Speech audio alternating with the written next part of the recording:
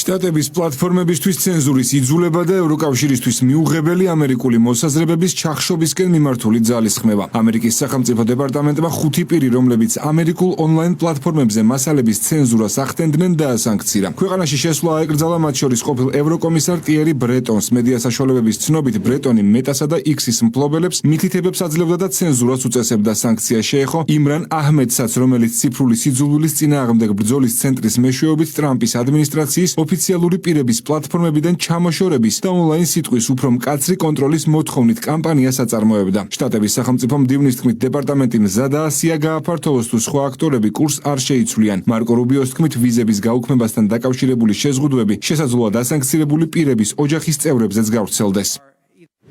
ამერიკის შეერთებული შტატების სახელმწიფო დეპარტამენტი გადამწყვეტ ზომებს იღებს 5 პირის წინააღმდეგ, რომლებიც ხელმძღვანელობენ ორგანიზებულ ძალისხმევას, რისი მიზანიც არის ამერიკულ ონლაინ პლატფორმებზე არ დაუშვან იმ ავტორების მასალების გამოქვეყნება, რომელთა შეხედულებებსაც ისინი არ ეთანხმებიან, მოახდინონ ამ მასალების ცენზურა და შელახონ მათი ავტორების რეპუტაცია. ეს რადიკალი აქტივისტები და მებრძოლი განწყობის მქონე არასამთავრობო ორგანიზაციები აძლიერებენ უცხო ქვეყნების მიერ განხორციელებულ ცენზურულ ზომებს. მათი ქმედებები მუდმივად მიმართულია ინგლისურენოვანი კონტენტის შემქმნელებისა და ამერიკული კომპანიების წინააღმდეგ. ამასთან დაკავშირებით მივედი დასკვნამდე, რომ მათი შეერთებულ შტატებში შესვლა, ყოფნა ან საქმიანობა შეიძლება სერიოზულ საფრთხეს წარმოადგენდეს ამერიკის შეერთებული შტატების საგარეო პოლიტიკისთვის.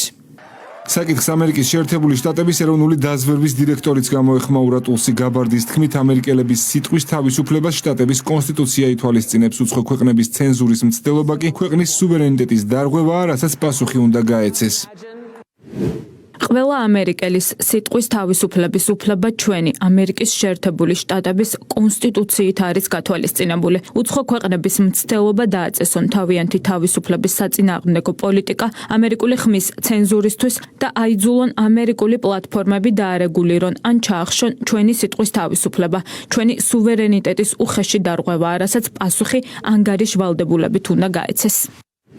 შტატების გადაწყვეტილებით უკმაყოფილოა საფრანგეთი. ქვეყნის პრეზიდენტი და საგარეო საქმეთა მინისტრი სანქციებს გმობენ და ამბობენ, რომ ევროპელი ხალხი სუვერენულია და არ დაუშვებენ, რომ მათი ციფრული სივრცის მარეგულირებელი წესები სხვებმა დააწესონ. შტატებს უპირისპირდება ჯოზეფ ბორელიც, საგარეო პოლიტიკისა და უსაფრთხოების საკითხებში ევროკავშირის ყოფილი უმაღლესი წარმომადგენელი დასანქცირებულ პირებს სოლიდარობას უცხადებს. ევროკომისია კი შტატებისგან დამატებით განმარტებებს ითხოვს. ეს კი იმის ფონზე, რომ ევრობიუროკრატები სხვა ქვეყნების, მათ შორის საქართველოს სუვერენიტეტს პატივს არ სცემენ და საკუთარი ინტერესების გატარებას ზეწოლის, შანტაჟისა და დეზინფორმაციის საშუალებით ცდილობენ.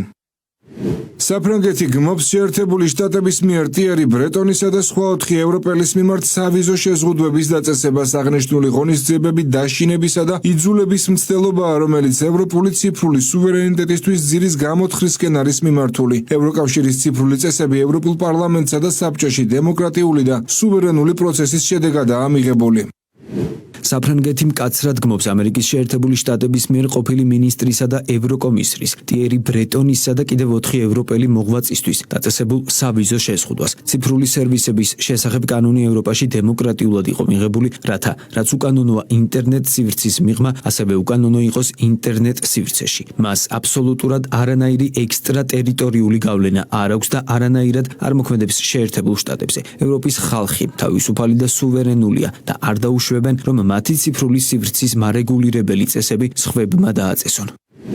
დონალდ ტრამპმა სანქციები დაუწესა ჩემს ყოფილ კოლეგას ტიერი ბრეტონს და სხვა ევროპელებს ინფორმაციის ხარისხის მონიტორინგის შესახებ ევროკავშირის კანონმდებლობის გამოყენების სურვილის გამო. მე სრულად ვგმობ ამ გადაწყვეტილებას და მათ სოლიდარობას ვუცხადებ.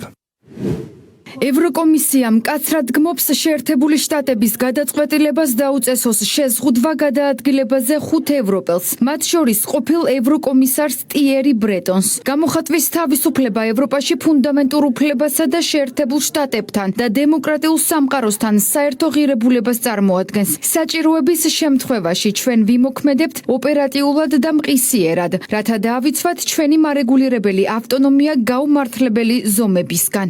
საკითხის შეფასებისას ორმაგი სტანდარტით ხელმძღვანელობს ნაციონალური მოძრაობა. მიხეილ სააკაშვილის პარტიაში ამბობენ, რომ სანქციების დაწესება შტატების მხრიდან დასაშვებია, როდესაც საფრთხე ეროვნულ უსაფრთხოებას ეხება, თუმცა ოფიციალური თბილისისთვის ამაზე საუბარი არ შეიძლება. თუ ადამიანი სახელმწიფო ინტერესებისთვის ან ეროვნული უსაფრთხოებიდან გამომდინარე იქნება ახმული საფრთხეთან პრობლემა, შეიძლება შესაბამისი რეაგირება ქონდეს, მაგრამ ეხლა ამაზე საუბარი საქართველოს მხრიდან ჩემს არასწორია.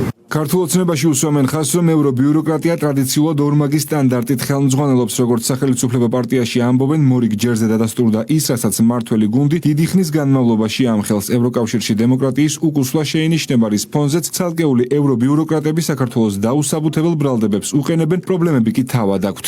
როდესაც ჩვენ ვამბობთ, რომ ევროკავშირის მოქმედ ბიუროკრატიაში და არაერთ ქვეყანაში პირდაპირ დემოკრატიული უკუსვლა გვაქვს სიტყვის თავისუფლების, გამოხატვის თავისუფლების და ზოგადად დემოკრატიული საფუძვლების კუთხით ეს ყველაფერი დასტურდება კონკრეტული ფაქტებით და შემდეგ დემოკრატიულ უკუსვლაზე გვესაუბრებიან საქართველოში, როგორც ამერიკის შეერთებული შტატების აცხადებს ცივილიზაციულ უცხოამდიან მსვლელ სამწუხაროდ ახლა ევროკავშირში. ჩვეულებრივი ორმაგი სტანდარტი, ხო, ის რისკენად ჩვენ მოგვიწოდებენ, თვითონ აკეთებენ, ის რაც ჩვენთვის თურმე არ შეიძლება, მათთვის შესაძლებელია და ასე შემდეგ. ძალიან ბევრი მაგალითი შეგვიძლია მოვიყვანოთ ამ დამოკიდებულებასთან, რომ არის კავშირში და საზოგადოება დღეს უკვე ნათლად ხედავს თუ რა პროცესები მიმდინარეობს და კიდევ ერთხელ მინდა საზოგადოებას აუხსნა, რომ ყველაზე მთავარი არის ჩვენ განვახორციელოთ, გავაკეთოთ და გავატაროთ ის პოლიტიკა, რომელიც ჩვენი ქვეყნისთვის, ჩვენი ქვეყნის ხმალინდელისთვის იქნება მნიშვნელოვანი. ჩვენ როგორც ხედავთ, ყველა გამოდის თავიანთი ქვეყნის ინტერესებიდან გამომდინარე.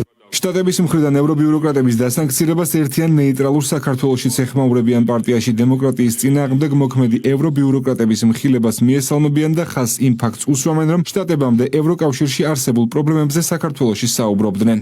ისინი შიფრავენ ევრობიუროკრატიის იმ ნაწილის მოქმედებას, რაც მიუღებელი არის არა მარტო დემოკრატიისათვის, არამედ მიუღებელია თვითონ შეერთებული შტატების ინტერესებისათვის. საქართველოს ხო ყოველ ასეთ ფაქტთან დაკავშირებით თითქოს წინსრებად უფრო ადრე ვაკეთებთ განცხადებებს. ორმაგი სტანდარტი ქვეყნის ფარგლებს გარედან დაფინანსებული მედია საშუალებების მხრიდანაც ნათლად ჩანს. მაგალითისთვის რადიო თავისუფლებისთვის შტატების მიერ დაწესებული სანქცია ქვეყანაში შესვლის აკრძალვაა. ესტონეთის ანალოგიური ქმედება საქართველოსთან მიმართებაში კი სანქცია.